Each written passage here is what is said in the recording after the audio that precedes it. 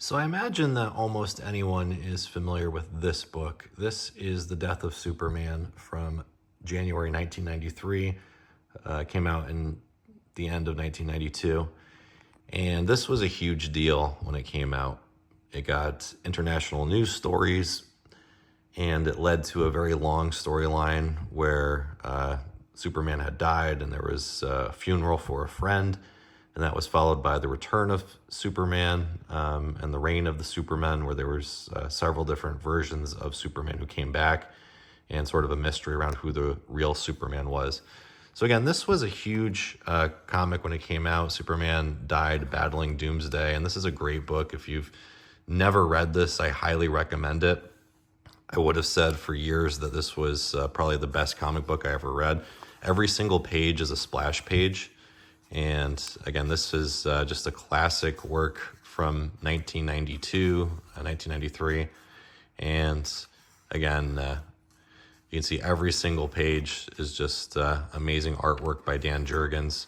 And it was a great storyline. Superman dies battling Doomsday, and they punch each other at the same time. Where was it there? That's the one. They punch each other at the same time, and they effectively both kill each other, although not for long.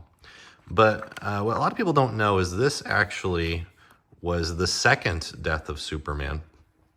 The original death of Superman actually happened back in the Silver Age in Superman 149, which had a cover date of November 1961. I actually don't have that comic, but I do have a reprint here. This is Superman 193, and this came out in 1967. It's a giant size, and it reprints several stories. And the first one in here is that original death of Superman. So I just thought it'd be kind of interesting to go through that story and show what happened. Again, this was 1961, so this is 23 years into Superman existing, and killing him off, even in this imaginary story, was also a big deal at the time. So again, this is at the very beginning, they talk about how this is an imaginary story. So kind of an Elseworld story, or something that's non-canon, basically. It's just outside of the regular Silver Age Superman continuity. So it starts off with Lex Luthor in prison, and he sees a glowing rock, which is a meteorite. So he, because he's not working, he's not crushing up these rocks with everyone else, he hits a prison guard so that he gets assigned to this rock yard where he's breaking up rocks. So he gets a piece of this, and he suspects that it's element Z, which is some kind of element from outer space. So he talks to the warden and asks to do some laboratory experiments on this meteorite. The warden initially refuses, but then allows Lex Luthor to work on element Z, work on this meteorite, and he discovers a cure for cancer. So the warden comes back with the news that people are being cured of cancer from the elixir that Lex Luthor made. And it's a big news story, obviously. There you see Lois and Jimmy and Perry White and Clark Kent with a copy of the Daily Planet saying Lex Luthor discovers amazing cure for cancer. So then Superman goes and he gets more of this element Z, and they're going to cure everyone of cancer. And Superman asks that, or supports Lex Luthor being freed from prison. So they effectively, here's what he says. I understand, as I understand, Luthor says he repents his evil past and wants to spend the rest of his life helping humanity instead of harming it. He has conquered cancer. Who can say what other blessings his marvelous intellect can perform for mankind? I say Luthor should get a chance to go straight. So they decide to grant him parole, and he leaves prison. He actually shows Superman his headquarters, and he has these statues in his evil lair of Attila the Hun and Genghis Khan, Captain Kidd, and Al Capone. And he lets Superman smash them all up. And they talk about sometimes that they battled in the past and how Lex Luthor created Bizarro and all of this. But what then happens is these other criminals of the underworld, they come after Lex Luthor, and they're upset with him for effectively turning good. So you can see here they're threatening him, and Luthor says, "I won't betray Superman, he's my friend now." So then they go to shoot him, but of course Superman comes in at the last second, saves Lex Luthor, and he gives him a signal watch, very much like Jimmy Olsen has, but it's on a different frequency, so Superman can tell whether it's Lex Luthor's watch that's going off or Jimmy Olsen's.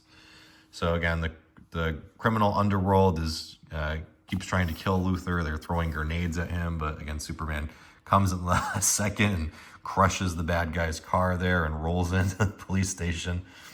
And then there's a guy with a blow dart. That's how they're going to kill Luthor. But Superman comes and he turns the rain to ice and knocks the bad guy out there. Superman talks to Supergirl about how, it's going to be difficult for him to constantly be watching Luthor all the time and making sure that he doesn't get any trouble. But then he says, "I've got it. He'd be safe in an outer space satellite laboratory." What a brilliant inspiration, Supergirl says. So he makes this outer space laboratory, brings Lex Luthor there. And then the bad guys are saying, "Satellite or no satellite, we could still kill Luthor, but it'll cost a fortune. Price is no object. Kill him." So they shoot a missile up at this thing, and then Superman has to create like this giant shield around it. And here's a funny thing too, because I guess the shield would block the signal.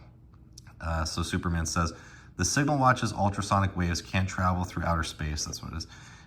"If you ever urgently need me, fire this rocket, which resembles you into Earth's upper atmosphere." So you really get like a sense of the Silver Age here with the firing rocket shaped like Lex Luthor back towards Earth. So Luthor does that. It goes off, creates these fireworks. Superman goes back there, and Superman says, "What's wrong, Luthor? I saw your distress signal and came at once." "Wrong? Nothing's wrong for me. I'm fine, but you're in super trouble." "Ow, green kryptonite rays. Green kryptonite is the one substance that can destroy me." So Luthor straps him into this bed, and then he also somehow, they don't really explain this, but he somehow kidnapped Perry and Jimmy and Lois and trapped them in the other room so that they can watch Superman being killed by this ray. So that's basically it. He keeps shooting him with this kryptonite ray, and then Superman just apparently dies. And he checks him, he x-rays him to make sure that he's not a robot, and then he declares victory. "At last, after all these years of vainly trying, I've finally succeeded in killing Superman. I've destroyed the mightiest man in the universe. What a glorious achievement." So he returns Perry and Jimmy and Lois and dumps Superman's body, and then he declares victory. Everyone's quite sad. The other bad guys are all very happy now that Superman's gone.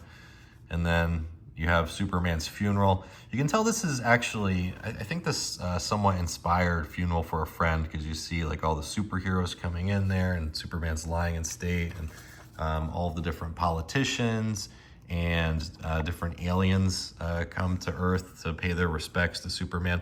One thing that they don't kind of address in this, that they do address in the more recent Death of Superman in ID2, is that nobody here asks, "Where is Clark Kent?" Like, they never kind of say, "Hey, shouldn't Clark Kent be here?" In the 1992 version, it's just assumed that Clark died with Doomsday rampaging Metropolis, because like a lot of people died in Metropolis, so Clark was probably one of them. But here, nobody really brings that up. You just see everyone paying respects, including Krypto, the super dog. He says, "I will never know another master like you. Choke goodbye when I think of all the adventures we had together." And Supergirl in her disguise pays her respects, the Legion of Superheroes. Superman robots are sad too. And Kandor, the bottled Kryptonian city, they're sad. But Luthor is celebrating. All the bad guys like him now. He explains it was all just a big ruse, and that he's a criminal genius.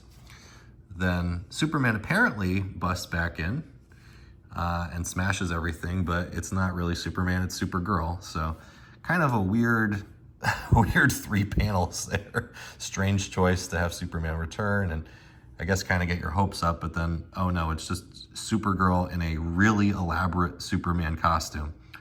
So she takes Lex Luthor off, she shrinks him, brings him to Kandor, where he's being tried because they say, Lex Luthor, you killed a Kryptonian, and so you'll be tried by Kryptonians. So they have this trial, they broadcast it. It says, the people of Earth watch the proceedings on television through a special hookup with Kandorian TV. So they have this trial, and Lois testifies against him. And Luthor this whole time is really confident that he's going to be fine. He says, they aren't dealing with an ordinary hood. They're up against a criminal mastermind. I'll wriggle out of paying the penalty with the hidden ace I've got up my sleeve. And then he actually says, I'm guilty. So he confesses his guilt. And then he says, punishing me won't bring Superman back. Let's compromise. Let me go, and I'll build a ray that'll enlarge Kandor back to the normal size it was before the space villain Brainiac shrank your city with a reducing ray. You won't have to live in a bottle anymore. Is it a deal? But they say, no, it's not. They send him to the Phantom Zone, which surprises him. So that's basically it. Supergirl carries on Superman's mission. Here's another thing, though. They do build this giant Superman statue. It is in color, but they do a similar thing in 1992, 1993, where they build a giant Superman statue very similar to this, although it has like he's holding an eagle. And it's golden or bronze, and inside of that is Superman's body. But that's it. That's the original Death of Superman story from the Silver Age. Again, it's a bit different. In some ways, it's a little more fitting because when it's Lex Luthor doing it, that's, in some ways a little more meaningful than just some random monster like Doomsday. But it was a very interesting story. Again, it was an imaginary story. But if you wanted to pick it up, you can get a reprint like this in Superman 193, or you can get the original in 149. But just thought you folks would enjoy that. There is the original Death of Superman.